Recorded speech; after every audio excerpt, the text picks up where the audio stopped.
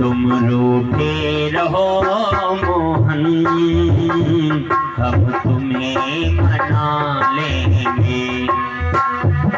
आहों में जो दम होगा, घर बैठे बुला लेंगे।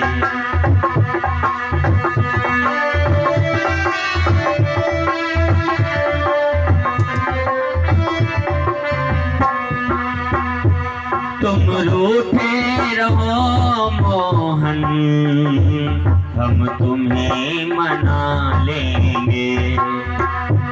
आहों में जो दम होगा, घर बैठे बुला लेंगे।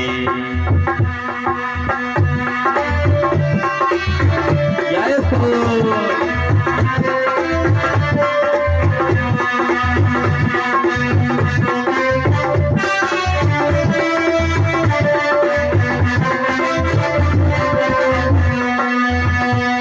सुनता हूँ तुम्हें मोहन, यमुना बड़ी प्यारी है। सुनता हूँ तुम्हें मोहन, यमुना बड़ी प्यारी है। अपने किन आंसू से यमुना ही बहा देंगे। तुम रूठे रहो मोहन, हम तुम्हें मना लेंगे।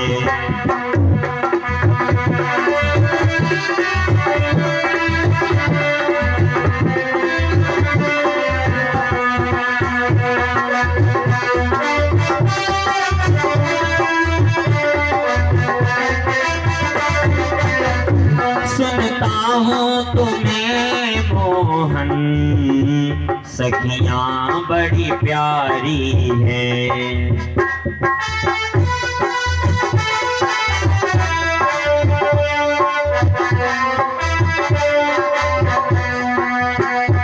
अपने घर जा करके सखियों को बुला लेंगे। तुम रूठे रहो मोहन, हम तुम्हें बुला लेंगे। तुम रूठे रहो मोहन, हम तुम्हें मना लेंगे। आहों में जो दम होगा, घर बैठे बुला लेंगे। बोले भक्तवत्सल भगवान की जय हो, व्यास भगवान की जय हो। दोपहर में यहाँ तक कथा हुई थी। भगवान चित्रकूट में जाकर के रहने लगे और इधर मंत्री सुमंत्र वापस अयोध्या को आता है। महाराज दशरथ ने जैसे देखा सुना रथ है, दशरथ जी बहुत दुखी हुए। पूरी कहानी सुधा शर्मा इस बिटिया की तरफ से 51 मुद्राओं का सहयोग मिला है फलदान के साथ।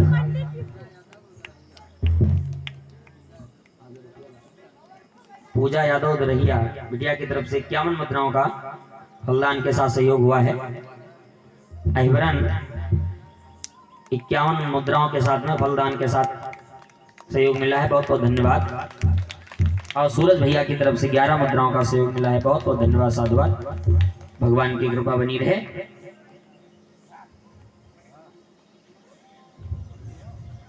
महाराज दशरथ ने जब पता जैसे ही सुमंत्र ने बताया राम वापस नहीं आए हैं, तो दशरथ जी ने संसार छोड़ दिया।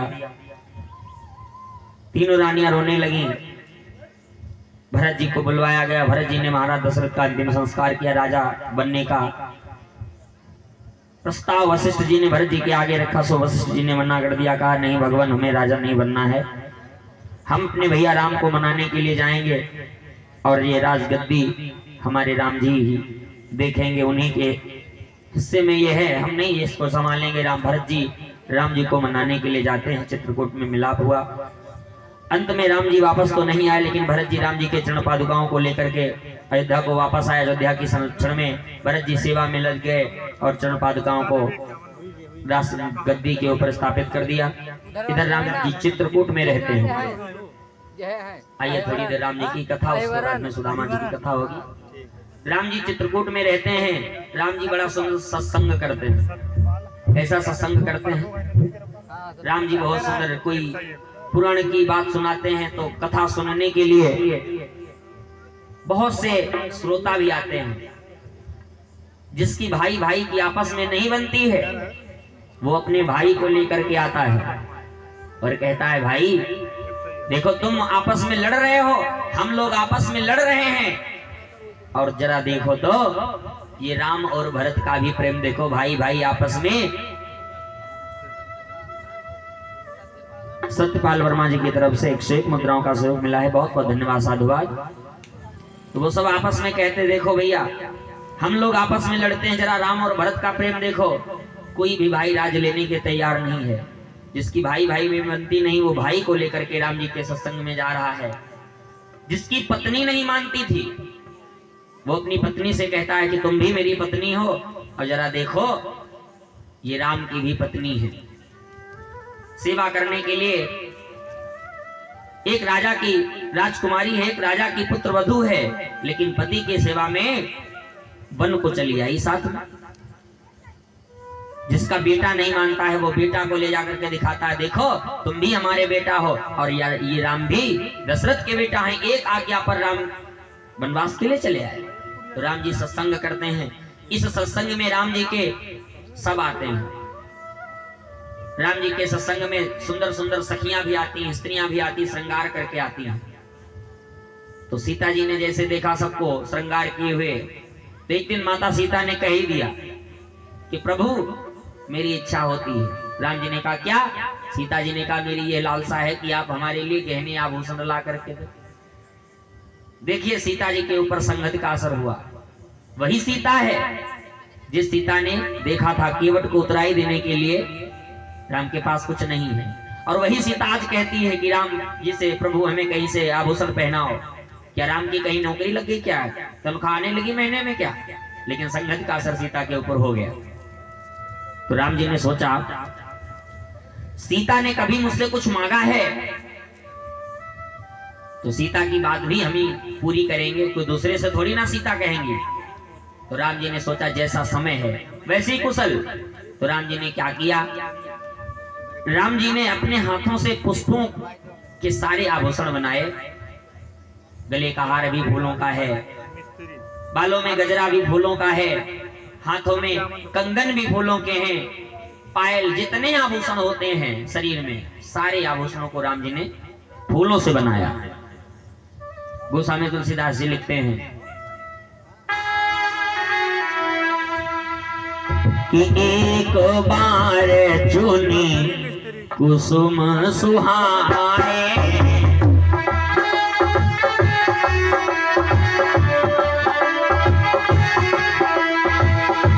निज कर भूषण राम बनाए।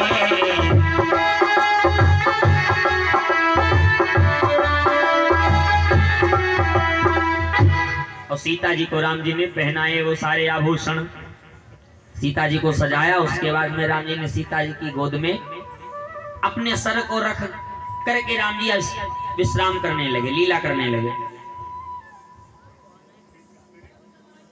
मोती मिस्त्री की तरफ से 50 मुद्राओं का सहयोग मिला है। हरिया निवासी है भैया हमारे ये, और ये हमारे भैया बरगदिया से बद्री मिस्त्री 51 मुद्राओं का सहयोग भैया जी की तरफ से हुआ है। बहुत बहुत धन्यवाद, साधुवाद।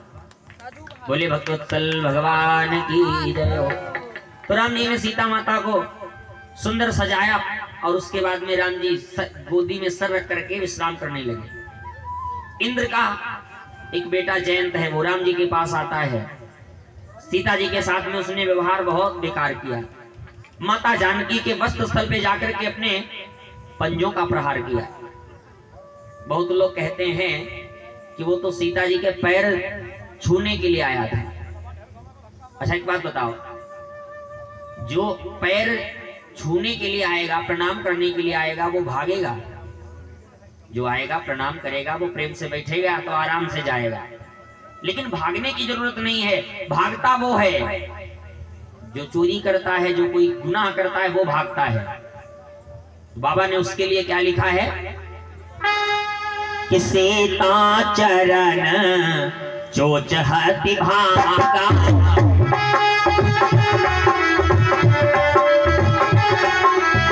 सीता चरण चोच हति भागा, मूढ़ मंद मति कारण आगा, मूढ़ मंद मति।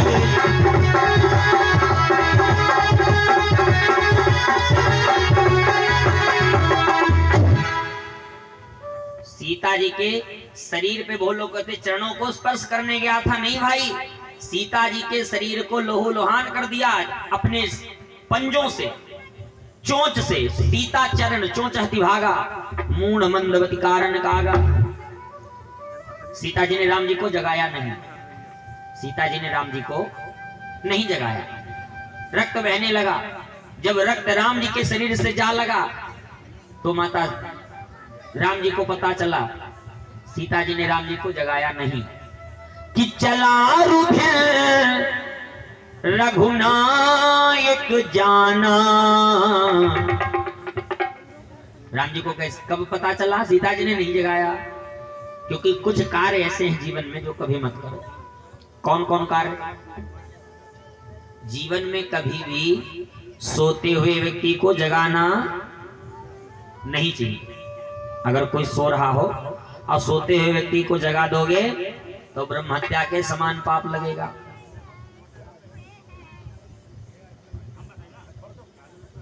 कि निद्रा भंगा कथा छेदो दाम्पत्य प्रीति वेदनम, शिशु मात्र विभेदेन ब्रह्म हत्या पाप भयम।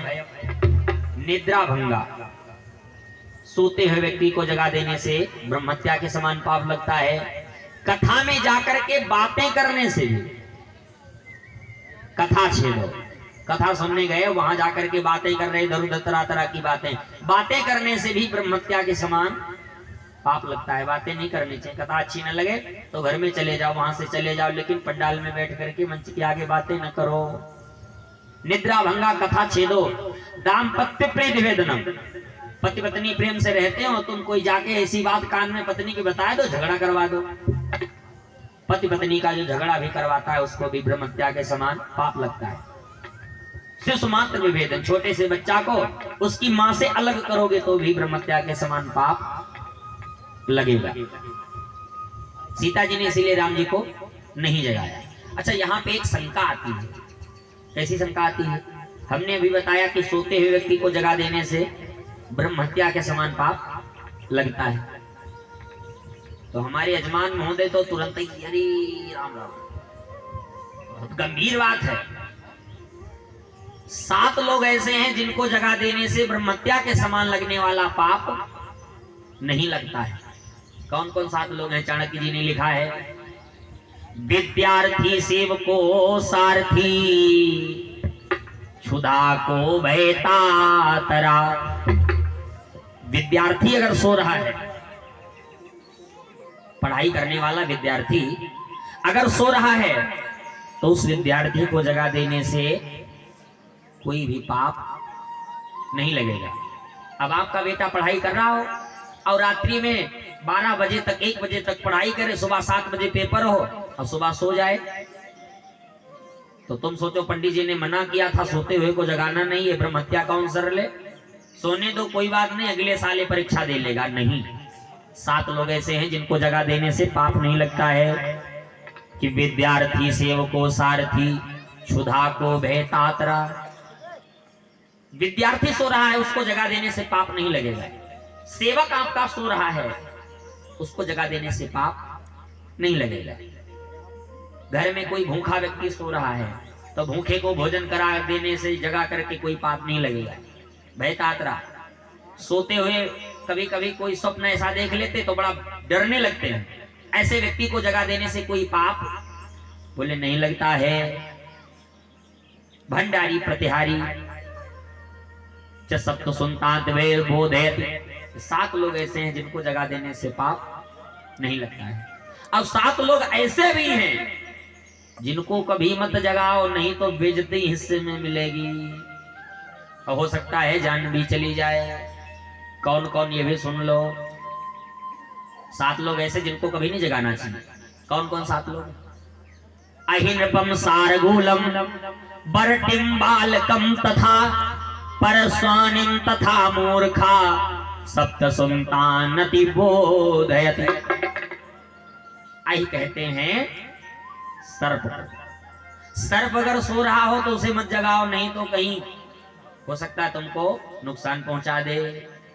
नृप माने राजा साहब, अगर राजा साहब सो रहे हैं तो उनको भी मत जगाओ। आजकल राजा तो होते नहीं, गांव के प्रधान जी सो रहे हैं, तुम सुबह सुबह पहुंच जाओ 7 बजे 6 बजे कि सबकी लेटरिन आ गई, हमारी लेटरिन कहने बनवाओ।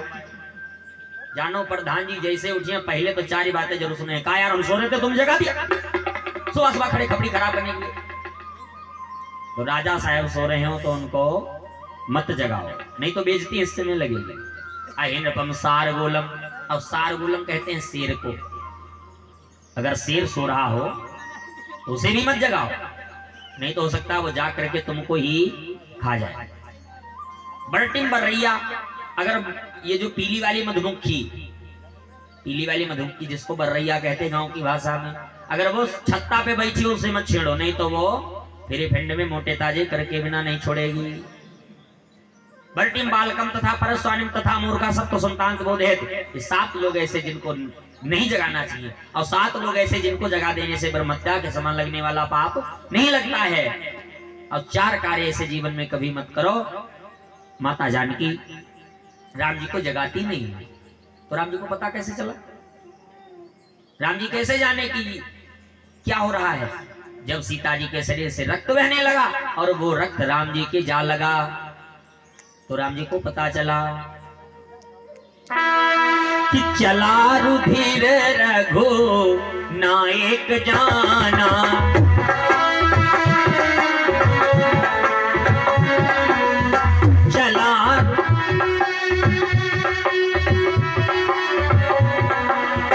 चला रुधिर रघु नायक जाना, चला रुधिर रघु नायक जाना, सीख धनुष सा एक संधाना।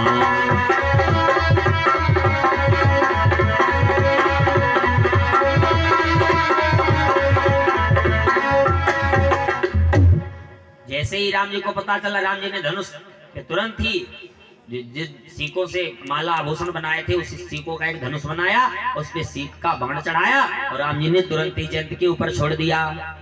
वो बाण जैसे ही जयंत के पीछे पीछे, जयंत भागने लगा। भागते भागते इंद्र के पास पहुंचा। पिताजी पिताजी बचाओ। इंद्र ने कहा नहीं भाग जाओ, कोई यहाँ पे तुम्हारे लिए सहायता नहीं। ब्रह्मलोक गया, ब्रह्मा जी ने भी भगा दिया। अब भटक रहा था जयंत, प्रभु का बाण पीछे पीछे दौड़ रहा है। तो जयंत ने सोचा अब क्या करें। तब तक नारद जी भी जा रहे थे कि नारद देखा विकल जयंता, लागी दया कोमल चित संता। नारद जी ने देखा ये जयंत बड़ा परेशान है, तो नारद जी ने तुरंत जयंत से कहा ऐसा करो, जिनका ये बाण है उन्हीं की शरण में चले जाओ, तो हो सकता है वो तुमको बचा दें, और कोई नहीं बचा सकता। तो जयंत तुरंत दौड़ता हुआ भगवान के चरणों में जा गिरा। भगवान ने जयंत को जान से तो नहीं मारा, लेकिन जयंत की एक आंख फोड़ दी। भगवान ने जयंत को जान से नहीं मारा, लेकिन एक आंख फोड़ दी, क्योंकि गलती हमेशा आंखें ही करती हैं। आंखों का देखा कभी भी सत्य नहीं होता है। लोग कहते हैं आंखों का देखा सत्य है, लेकिन कभी कभी आंखों का देखा भी सत्य नहीं होता है। कैसे? आप अपने घर में बैठे हो, ऑन रोड मकान, और रास्ते पर कोई भी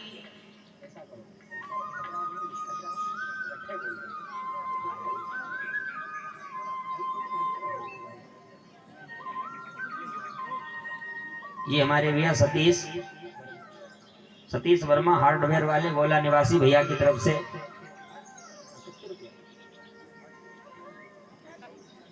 अच्छा राम राम राम गलती हो गई। सतीश भैया गोला निवासी भैया की तरफ से 101 मुद्राओं का सहयोग मिला है। और ये हमारे भैया शिव कुमार हर्रैया भैया जी की तरफ से 51 मुद्राओं का सहयोग मिला है। जोरदार ताली एक बार बजा दीजिए। बहुत बहुत धन्यवाद, साधुवाद। और अब जो पैसे मिले वो अपने पास लिखते रहिए, रखते रहिए, एकदम बोल देंगे। बोले भक्तवत्सल भगवान की जय हो। हाँ, तो आंखों का देखा भी कभी कभी झूठ हो जाता। कैसे? ऑन रोड मकान हो, घर में बैठे हो और रोड के ऊपर कोई लड़का लड़की को बिठा के साइकिल के ऊपर निकले, लड़का भी हंसता हो, लड़की भी हंसती हो, पीछे बैठी हो, और तुम घर में बैठे बैठे देखो कब तो जवाना खराब आएगो, लड़का लौंडिया तो इज्जत मर्जा सब बेचे घूमे रहे, देखो कैसे हंस जाए। तुम अनुमान लगा लो। अच्छा एक बात बताओ, क्या भाई बहन साइकिल के ऊपर एक दूसरे से बात करके हंस नहीं सकते? हंस सकते हैं। अब सोच, तुम्हारी ये गंदी, इसीलिए तुमको संसार गंदा नजर आ रहा है। वो भाई बहन भी जा सकते हैं। तो एक आंख जयंत की भगवान ने फोड़ दी। हमेशा कसूर आंखों का होता है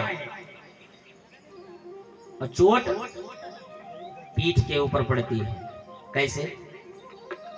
रास्ते से जा रहे थे, अचानक देखा कि अमरूद के पेड़ लगे हुए हैं और यहाँ भी माताजी के स्थान के पीछे अमरूद के पेड़, छोटे छोटे बच्चा दिन भर तोड़ते। अमरूद का पेड़ है और अचानक देखा अमरूद का पेड़, पके पके अमरूद पहुंच के जाकर के, अब आंखों ने देखा और माइंड ने तुरंत ही उसको कह दिया, जाओ ये पके हैं, इसको तोड़ो। आज्ञा मिल गई। ये पैर तुरंत चल करके पेड़ के पास पहुंच गए। हाथों ने फटाक से तोड़ लिया, हाथों ने तोड़ा, अब मुंह ने खाया, जिह्वा ने स्वाद लिया और उसके बाद में वो अमरूद कहां चला गया?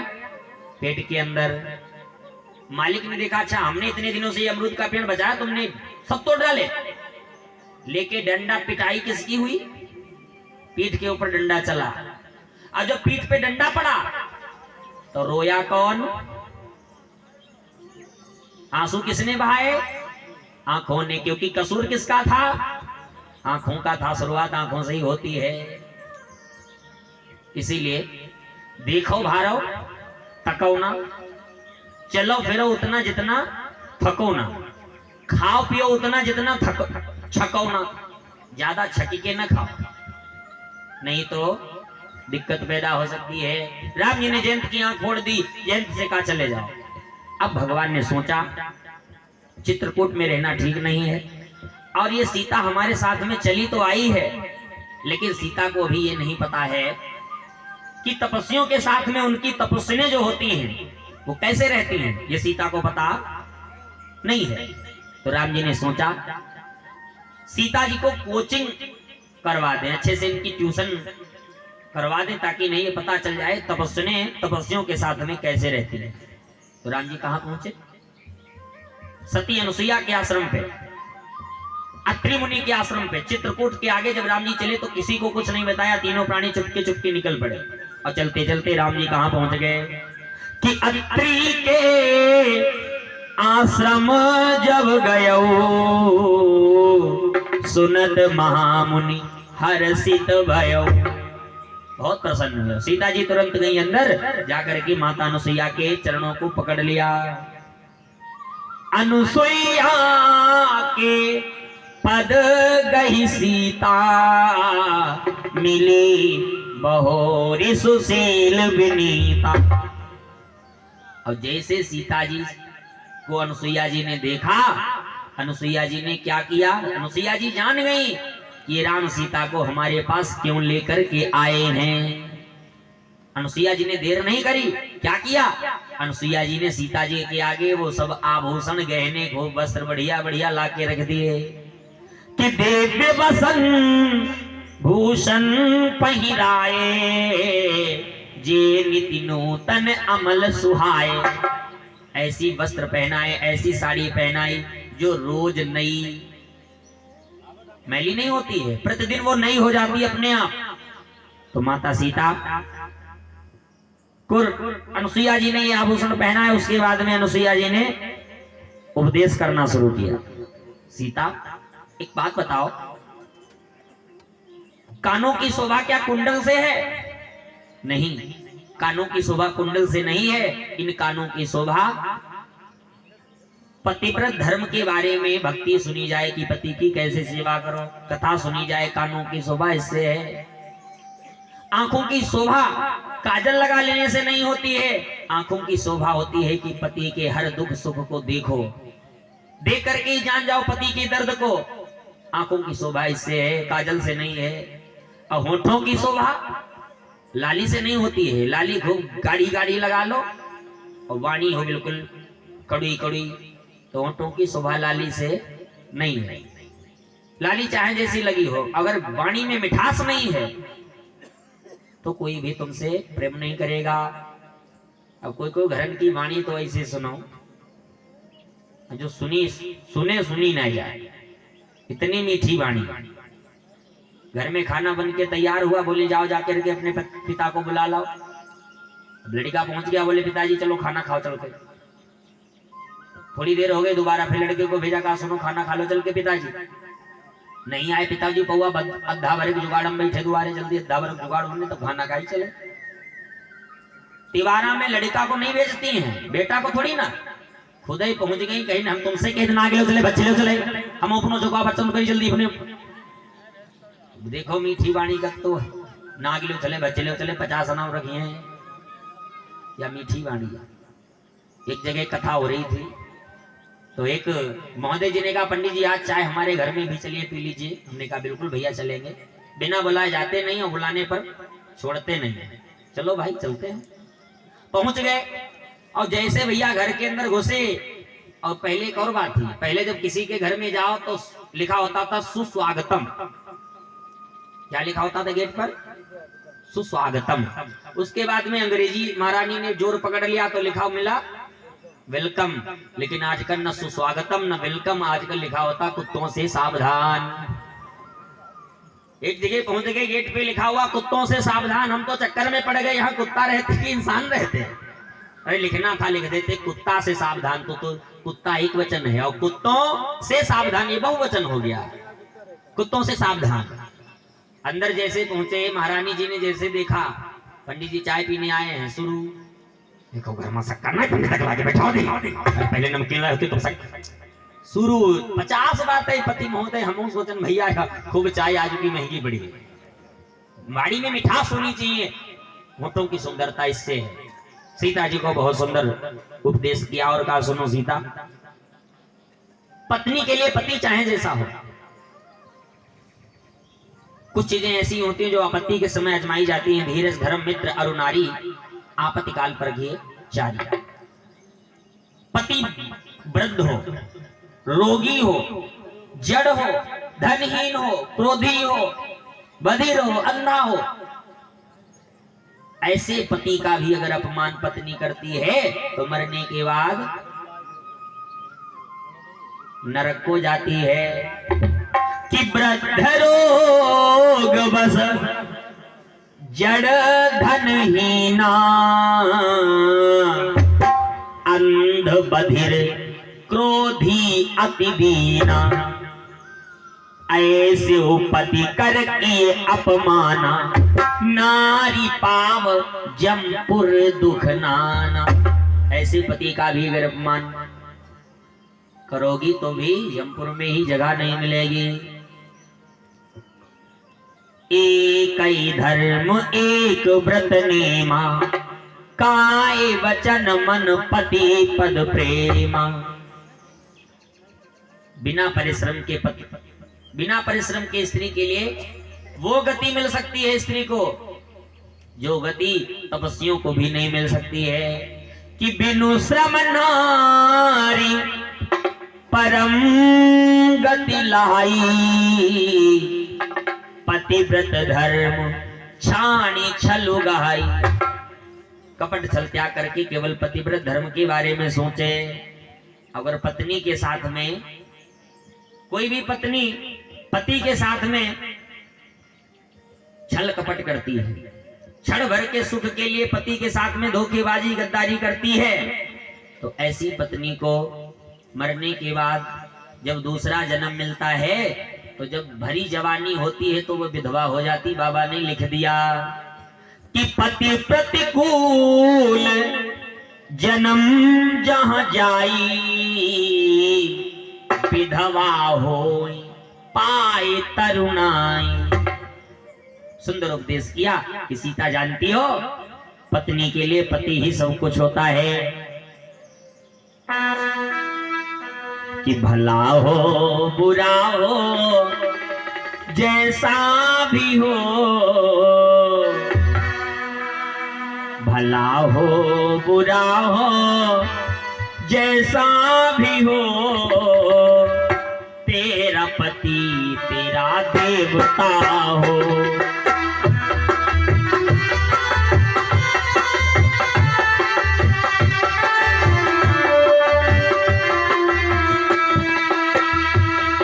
तपस्या तो होती है सबकी बराबर, मगर सबको भगवान मिलते कहाँ हैं।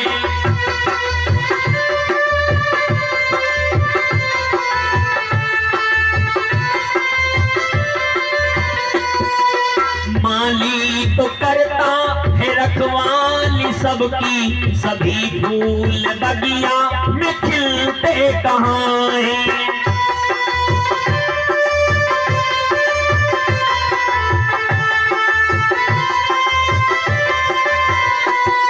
सभी फूल बगिया में खिलते कहाँ है।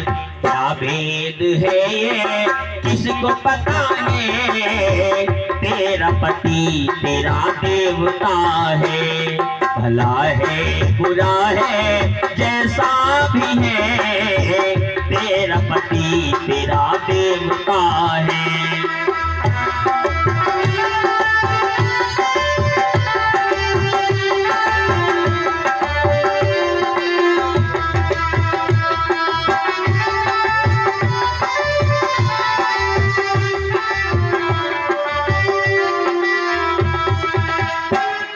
सती अनुसुईया जी ने माता सीता को बड़ा सुंदर उपदेश किया और उसके बाद में राम जी अत्रि मुनि को प्रणाम करके लक्ष्मण भैया और सीता जी को साथ में लेकर के चलते हैं।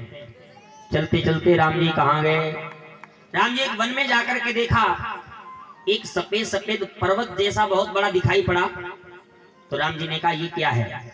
तो किसी ने बताया कि ये जो है ये हड्डियों का पर्वत है। राम जी ने कहा ये कैसा पर्वत है? तो कहा सुनो, निशाचरों ने जा करके जितने संत थे उनको खा डाला। और कैसे संत?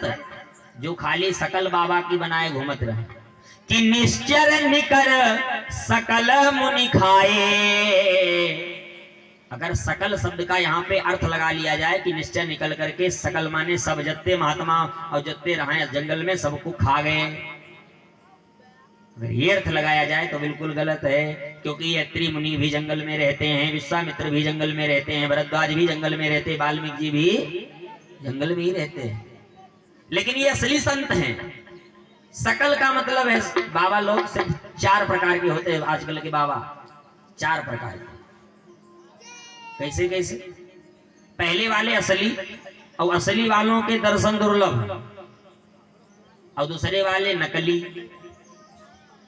नकली, ये नकली बाबा।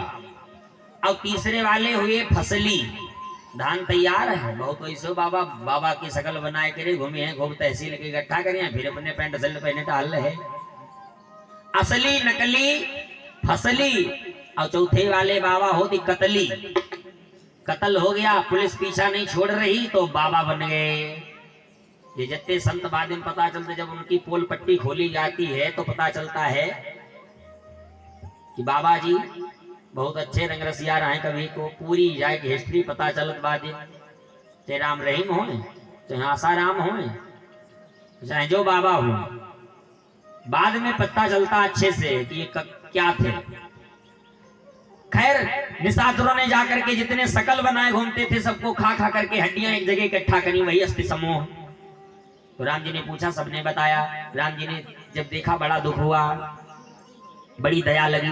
राम जी ने उसी क्षण प्रतिज्ञा करी कि अब मैं इस पृथ्वी को निशाचरों से विहीन कर दूंगा। कि निश्चरहीन करो मही भुज उठाए पनकीन।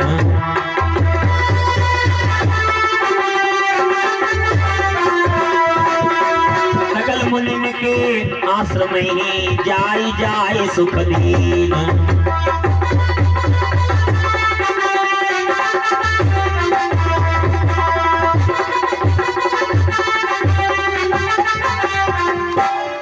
निश्चरहीन करो मैं भुज उठाए पनकीन। और सकल मुनिन के आश्रम जाए जाए सुख दी। राम जी ने सबको जाकर के दर्शन दिए। और तब तक भगवान के ही एक परम भक्त सुतीक्षण, ये बहुत दिनों से भगवान का इंतजार कर रहे थे। बहुत दिनों से सुतीक्षण इंतजार कर रहे थे। कब से? ये सुतीक्षण जो थे अगस्त मुनि के शिष्य थे। एक बार अगस्त मुनि किसी कार्यवश बाहर चले गए। सुतीक्षण से कहा ऐसा करो भैया, थोड़े दिन तुम भगवान का ध्यान रखना, स्नान पूजा कराते रहना। तो कहा ठीक। एक दिन की बात, आश्रम के ऊपर कोई ऐसा पहुंच गया, बोले ऐसा करो हमको सत्यनारायण भगवान की कथा सुना दो। तो सुतीक्षण ने कहा गुरुजी नहीं है। तो कहा तुम ही सुना दो। तो सुतीक्षण जी शालिग्राम भगवान को लेकर के सत्यनारायण भगवान की कथा सुनाने गए। वो अचानक क्या हुआ, कथा सुनाए के वापस आए रहे हैं। रास्ते में गर्मी की सीजन, जमुना की सीजन चल रही थी। सभी बैठे जमुना खा रहे थे। जमुना के पेड़ के नीचे सुतीक्षण जमुना खाए लगे। अचानक वो जो भगवान का आश्रम था शालिग्राम, पता नहीं कहां लुढ़क गए, वही जमुना खाए कहां चले गए। सुतीक्षण देखे आसन में शालिग्राम भगवान नहीं। बड़ी देर ढूंढते रहे, कहीं नहीं मिले। तब तक सुतीक्षण ने देखा सब जमुना जमुना लटक रहे। उन्हें पता नहीं, बड़े भोले भाले सीधे साधे। उन्होंने सोचा ये तो सब शालिग्राम लटक रहे। देखा का एक जामुन को उठाया, आसन पे रख दिया, पहुंच गया आश्रम पे। गुरुजी आए, देखा, सोचा एक दिन कस के नहलवा दें।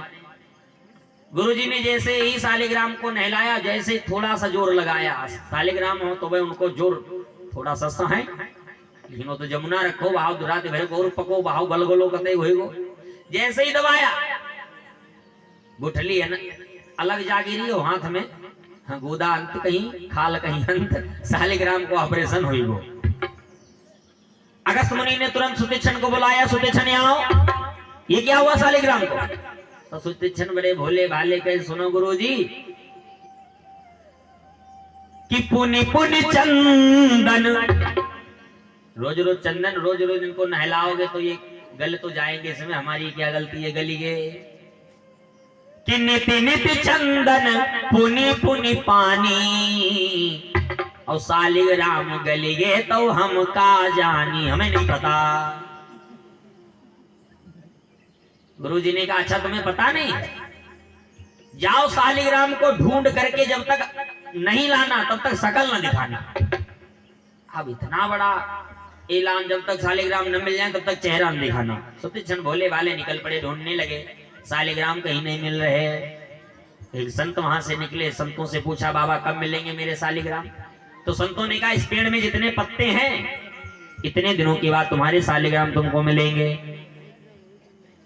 जितने पेड़ में पत्ते हैं इतने दिनों के बाद मिलेंगे। तो सुतीक्षण बैठ गए और पत्तों को गिनने लगे। जो पत्ते थे उनको सुतीक्षण जी गिनने लगे। चूंकि पत्तों की भी ऋतु होती है, थोड़े दिन पत्ते रहते, फिर पुराने पत्ते गिर जाते, पतझड़ होता, फिर नए पत्ते आते। बहुत समय सुतीक्षण को बीत गया। एक दिन की बात, आज वो समय आने वाला है, भगवान श्री राम सुतीक्षण से जा मिले। सुतीक्षण से कहा कि भैया हम आ गए। सुतीक्षण ने कहा तुम हो कौन, पहले ये बताओ। तो कहा जिसके लिए तुम इंतजार कर रहे थे हम वही आ गए हैं। सुतीक्षण ने कहा हमारे शालिग्राम तो छोटे से थे और अकेले थे तुम्हारे साथ, हम तो और ये चंटी बंटी कहां से आए, हम तुम्हें नहीं जाने, तुम कौन हो, जाओ अपने काम से, हमें छोड़ो। भगवान ने कहा नहीं, हम ही आए हैं मिलने के लिए तुमसे, तुमको तुम्हारी खोज करते करते हम आए यहाँ तक।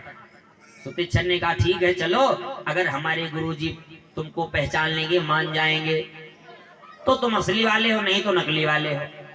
तो सुतीक्षण के साथ में अगस्त ऋषि के पास भगवान आए। एक कहावत कही गई, गुरु गुरु रहे और चेला गुरु सालिगे राम के बारे में परे रहे, चेला जाए के भगवान ही साक्षात उठाई लाए। जैसे ही देखा अगस्त ऋषि ने पहचान लिया, ये तो प्रभु आ गए, बहुत सम्मान किया, स्वागत किया। थोड़ी देर के बाद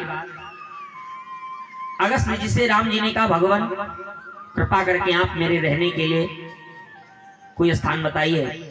तो अगस्त मुनि ने कहा, सुनो आप ऐसा करिए, यहां से दंडक वन से होते हुए पंचवटी में जाकर के रहिए कि दंडक वन पुनीत प्रभु करहु, उग्र श्राप मुनिवर कर हरऊ। भगवान ने कहा, ठीक। चले राम मुनि आए सुपाई, तुरत ही पंचवटी निहराई। राम जी पहुंच गए पंचवटी। भगवान ने जाकर के जटायु गीध से मित्रता करी।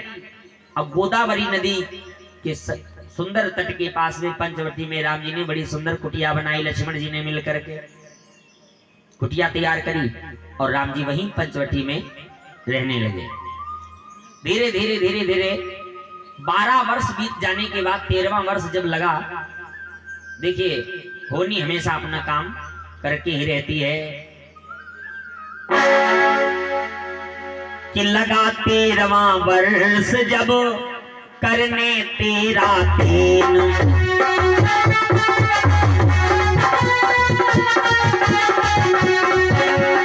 लगा 13वां वर्ष जब करने तेरा तीन, होनी होती है अमित इसमें नेक नवीन।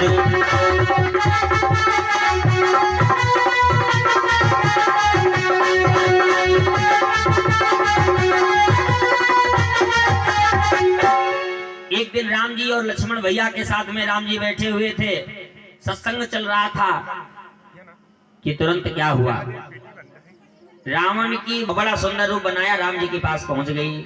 जाकर के कहा कि रुचिर रूप धरि प्रभु पहि जाई, बोली वचन बहुत मुस्काई।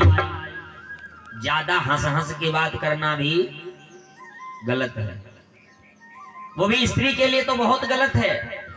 बोली वचन बहुत मुस्काई, ज्यादा मुस्कुराना, हंस हंस के बातें करना, बत्तीसी दिखाना स्त्री के लिए गलत होता है। पति के आगे हंसो, बेटा के आगे हंसो, घर परिवार में हंसो, और दुकान पे जाकर के दुकानदार के आगे हंस हंस के ज्यादा बात करोगे, दुकानदार तो कहेगा जरूर कि भाभी वैसे ये वाली नहीं, ये वाली साड़ी खरीदो, ये वाली तुम पे बहुत जचती है। दुकानदार की क्या औकात है जो कह दे ये साड़ी तुम पे जचती है। इसलिए ये सब लक्षण सुपनखा वाले हैं। सुपनखा जाती है, बोलती भी है और साथ साथ में बहुत हंस हंस की बातें करती है, तिरछी नजर चितवन देख करके, बोली वचन बहुत मुस्काई। राम जी ने सुपनखा को देखा। सुपनखा भगवान से बोली, सुनो इस संसार में तुम्हारे समान कोई पुरुष नहीं है, अब हमारे समान इस संसार में कोई नारी नहीं है, कि तुम सब पुरुष नमो सम नारी, या संयोग विधि रचा विचारी। सुपनखा ने कहा तुम्हारे जैसा पुरुष नहीं है और मेरे जैसी कोई नारी नहीं है। और जैसे सुपनखा ने इतना कहा, भगवान श्री राम ने सोचा चलो अब कोई बाधा दिक्कत नहीं है। नारी का मतलब क्या हो गया? शादीशुदा। नारी का मतलब शादीशुदा, क्योंकि भारत देश की नारी के 3 रूप, पहले कुमारी, फिर बनी नारी और उसके बाद में बनी महतारी। तो सुपनखा ने कहा तुम सम पुरुष न मौसम नारी। राम जी ने सोचा इसका मतलब है ये शादीशुदा है।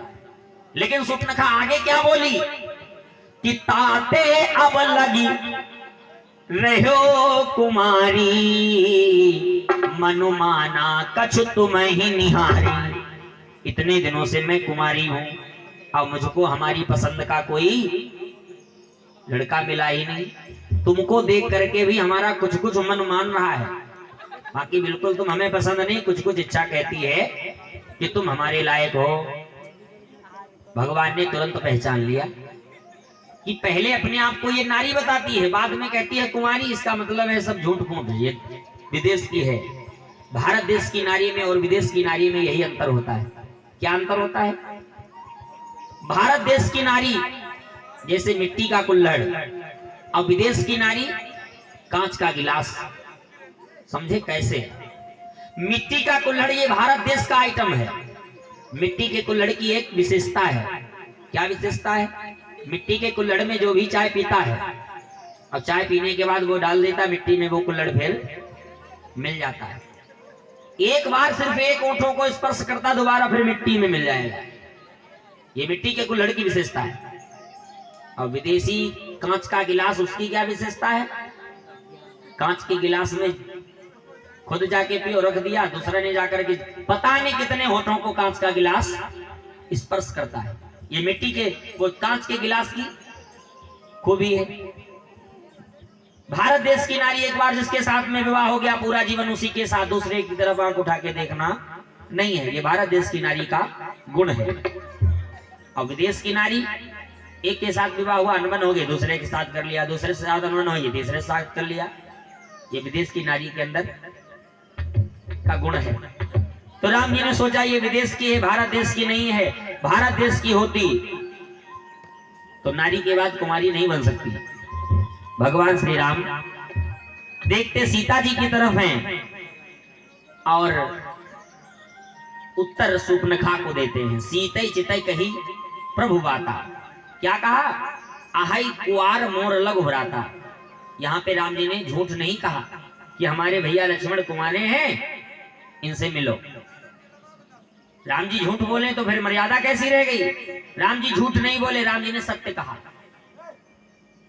ये सूर्पनखा जो है ये सांपिनी है, दुष्ट हृदय दारुण जस अहिनी। अहिनी माने सांपिन।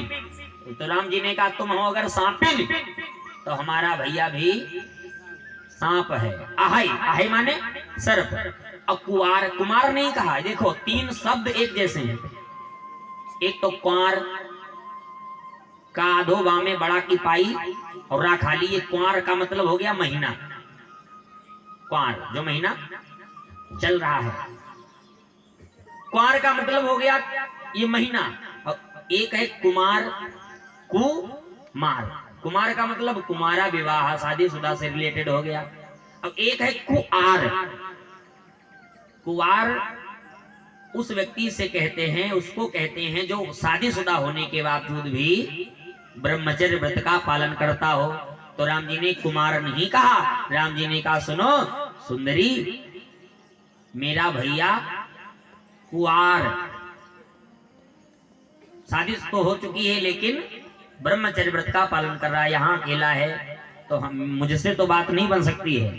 तुम जाओ हमारे भैया से मिलो, तो हो सकता है वो हमारा भैया तुमको अपना ले।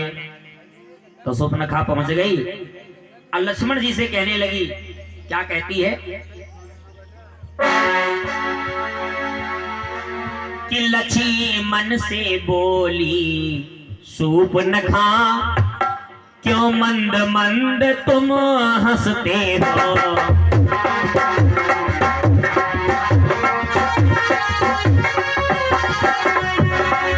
लक्ष्मण से बोली सूर्पनखा, क्यों मंद मंद तुम हंसते हो। और वे तो हैं ब्याहे हुए किंतु तुम कुंवारे अभी देखते हो।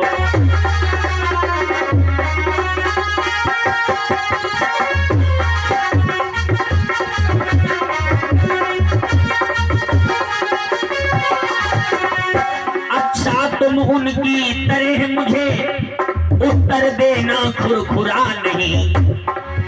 तुम बने बनो मैं बनी बनो, ये जोड़ा कुछ भी बुरा नहीं।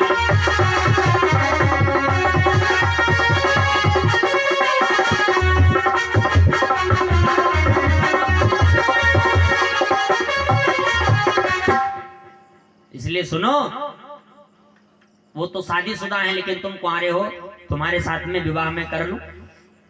हम दोनों का जोड़ा बड़ा अच्छा है। तो लक्ष्मण जी ने कहा सुनो सुंदरी, हमारे चक्कर में न पड़ो, नहीं तो दिन रात मेहनत करते करते पानी मांग जाओगी। हम हैं सेवक और वो हमारे हैं मालिक, हम इनकी सेवा दिन रात करते रहते हैं। और सेवक के साथ विवाह करोगी तो हम सेवा करते, तुम भी सेवा करो। और मालिक के साथ विवाह करोगी तो तुम भी मलिकिन बनोगी, तो तुम्हारी भी हम सेवा करेंगे। तो इसलिए हमारे चक्कर में न पड़ो, सेवकाई करते करते थक जाओगी। अब करना ही है तो बड़े भैया के साथ में करो। अब हमारे वंश की वैसो परंपरा है, सूर्यवंश में जितने राजा सबकी 2-2 3-3 रानियां, अभी इनका एक ही हुआ है, दूसरा तुम कर लो। तो सुपनखा फिर राम जी के पास गई। फुटबॉल की तरह ही दोनों भाई खेल रहे हैं, इधर से उधर उधर से उधर, दोनों इधर उधर बार बार। सुपनखा को क्रोध आ गया। सुपनखा ने का सोचा ये स्त्री जो है इसकी वजह से ये लोग मेरे ठोकर मारे, मेरे को ठुकरा रहे हैं। तो सुपनखा ने कहा मैं अभी इस स्त्री को खा जाऊंगी। जैसे ही सुपनखा विकट वेश बना करके सीता जी की तरफ बढ़ी तो लक्ष्मण जी की तरफ राम जी ने तुरंत ही इशारा किया, भैया लक्ष्मण सावधान, भैया लक्ष्मण सावधान हो जाओ। मानो इशारा किया भैया वैसा करो, अपनी तलवार सुधारो। तो लक्ष्मण जी ने तुरंत कहा रुको रुको रुको सुंदरी रुको, तुम विवाह करना चाहती हो, आओ हम तुम विवाह करेंगे, भाभी को मत खाओ, मेरे साथ में विवाह करवाओ। सुपनखा खुश हो गई। लक्ष्मण जी ने सोचा सुपनखा के नाक कान काटने हैं, तो सुपनखा के अगर मैंने कान काटे तो नाक कटाने के लिए खड़ी थोड़ी ना रहेगी, नाक काट ली तो कान कटाने के लिए ये खड़ी नहीं रहेगी। तो लक्ष्मण जी ने सोचा ऐसा प्रहार करो जो एक ही बार में नाक कान साफ। लक्ष्मण जी ने कहा सुनो बात यह है, हमारे सूर्यवंश की ये परंपरा है कि जब विवाह होता है तो दुल्हन के भी सर पे मोरी बांधी जाती है। ये कुटिया को मंडप समझ लेते हैं और तुम्हारे सर पे मोरी बांध देते तलवार की। ये तलवार हमारे पास चमक रही है, ये मोरी की जगह तुम्हारे बांध दें। सुपनखा ने कहा ठीक। पीछे लक्ष्मण जी खड़े हुए चंद्रमाकार की तलवार को घुमाया लचाया, एक ही बार में दोनों कान और नाक साफ। अच्छा सुपनखा की जैसे नाक काटी तो कटी हुई नाक सुपनखा की कहां गई? जब नाक और कान कटी तो सुपनखा की नाक जो कटी, वो कटी हुई नाक कहां गई? लक्ष्मण जी ने सुपनखा की नाक काट करके सुपनखा के हाथों पे ही रख दी, नाक काट करके सुपनखा के हाथों पे रख दी कि ले जाओ अपने भैया रावण को दिखाओ। क्या कहा? बाबा ने लिखा कि लक्ष्मण अति लाघा सो नाक कान दुनु कीन,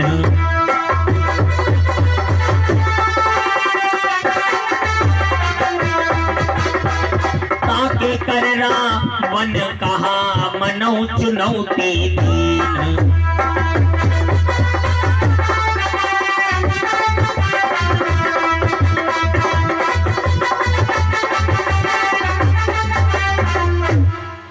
उसी के हाथों पे रख दी और कहा ले जाओ अपने भैया को दिखाओ। अब वो सुपनखा बहुत गुस्सा हुई, तुरंत खरदूषण तीसरा के पास आई। खरदूषण तीसरा को बताया, खरदूषण तीसरा 14,000 सिपाही आए, लेकिन राम जी ने उन सबको देर नहीं लगी मौत के घाट उतार दिया कि धुआं देखी खरदूषण केरा, जाई सुपनखा रावण प्रेरा। सुपनखा खरदूषण को जैसे देखती सबके सब समाप्त हैं, देर नहीं लगी तो पहुंच गई लंका को। सुपनखा ने जाकर के रावण के आगे रोना शुरू किया। रावण ने कहा क्या हुआ बहन? सुपनखा ने कहा जिस भाई की 2 आंखें होती वो देख करके जान जाता, और तुम्हारी भगवान ने 20-20 आंखें दी, तुमको नहीं दिख रहा? बताना तो कुछ है नहीं, ना कटी तो सामने न कटी खड़ी। कहा खुद ही देखो क्या? अरे जैसे देखा कहा भाई क्या हुआ बहन? तो बताया सुनो भैया कि भाई दो लड़के राम लखन उस दंडक वन में आए हैं।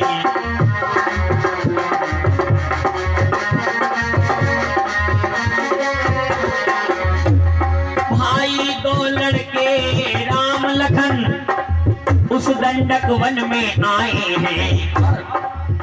हम राह एक सीता नामी सुकुमारी संग में लाए हैं।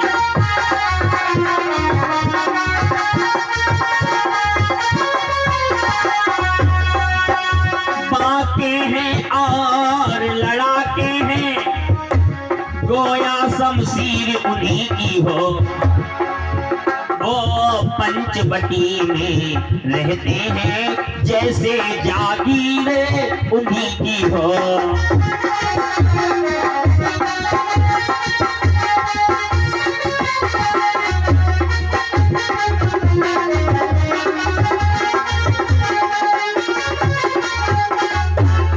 कहा सुनो भैया, वो दोनों भाई पंचवटी में रहते हैं, उनके साथ में एक बड़ी सुंदर स्त्री है। मैंने सोचा जाकर के उससे मुलाकात करें, और जैसे मैं वहां पहुंच गई तो छोटे वाले तपस्वी ने मेरे साथ में छल किया और मेरे नाक कान काट दिए। तुम, रावण ने कहा क्या तुमने मेरा नाम नहीं बताया? स्वप्न खाने का मैंने आपका नाम लिया था। तो क्या हुआ? कहा सुनो, जब मैंने आपका नाम लिया तो जानते हो भैया, आपके नाम को सुनकर के आपको तो गाली भी मिली। स्वप्न खाने का सुनो,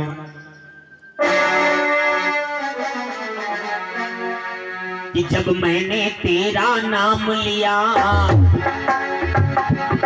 सुनते ही उसने दी गाली।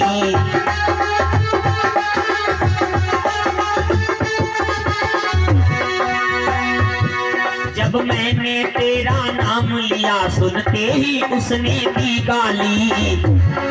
फिर मेरे कान कतर डाले, यह मेरी नाक काट डाली।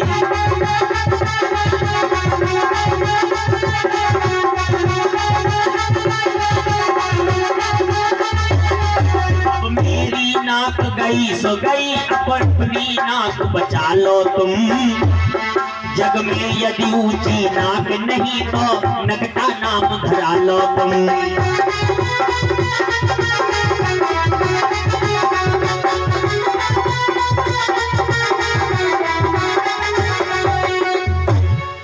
रावण ने कहा अच्छा, और तुम्हारे साथ में वो दोनों रहते थे 14,000 सिपाहियों के साथ में, खरदूषण तीसरा, वो कहां, वो नहीं आया क्या? तो कहा सुनो भैया, वो दोनों गए थे, लेकिन जानते हो क्या हुआ? जैसे ही वहां पहुंचे, अरे देर ही नहीं लगी, 14,000 सिपाही सब एक साथ में साफ कि बेसेना लेकर गए वहां। स्वप्न खाने का, अरे भैया सुनो, ये कोई ऐसे वैसे राजकुमार नहीं है कि बेसेना लेकर गए वहां। अत्यंत घोर संग्राम हुआ, फिर उस बड़े तपस्या ने उन सब का काम तमाम किया।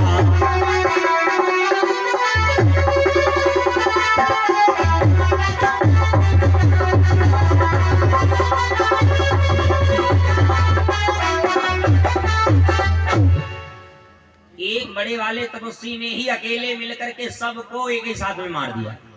देर नहीं लगी भैया, इसलिए मैं आपके पास आई हूं। रावण ने कहा ओ, रावण मन में विचार करने लगा कि खरदूषण तो ये हमारे समान बलवान है, खरदूषण को अगर किसी ने मारा है तो इसका मतलब है, रावण ने तुरंत विचार किया कि खरदूषण मौसम बलवंता, तीनही को मारे बिनु भगवंता। इसका मतलब है अवतार हो चुका है।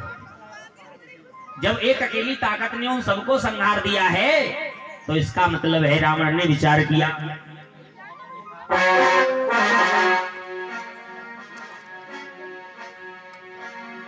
कि उस एक अकेली ताकत ने इन सब वीरों को मार मार दिया।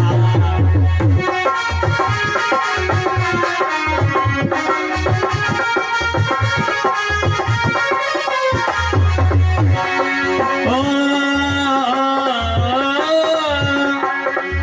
ओ, ओ,